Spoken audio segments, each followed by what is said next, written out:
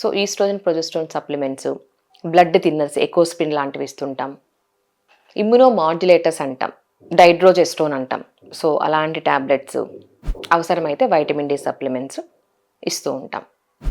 So ఎందుకు ఇన్ని tablets ఇస్తామంటే, ఒకవేళ మనము ఎంబ్రియో పెట్టిన తర్వాత ఎంబ్రియో ఎప్పుడైనా రిజెక్ట్ అవ్వచ్చు.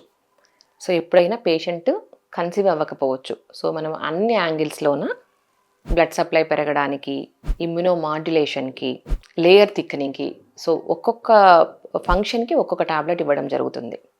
సో ఈ ట్యాబ్లెట్స్ అనేది అరౌండ్ 14 డేస్ కంటిన్యూ చేస్తాం.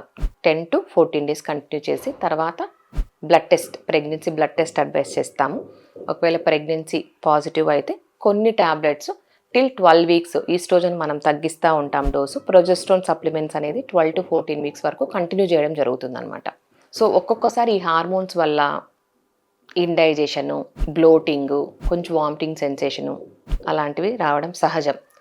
సో వాటికి సిమ్టమాటిక్ ట్రీట్మెంట్, సో ఏదైతే ప్రాబ్లం ఉంటుందో దానికి మనము యాంటాసిడ్స్, యాంటీ ఎమిటిక్స్ అడ్వైస్ చేస్తూ ఉంటాం. సో అంతేగాని మేజర్ సైడ్ ఎఫెక్ట్స్ ఏమీ ఉండవు కాబట్టి సో ఐవీఎఫ్ అనే ట్రీట్మెంట్ సేఫ్ అనే చెప్పచ్చు. సో పేషెంట్స్ ధైర్యంగా ఐవీఎఫ్కి వెళ్ళొచ్చు. Thank you.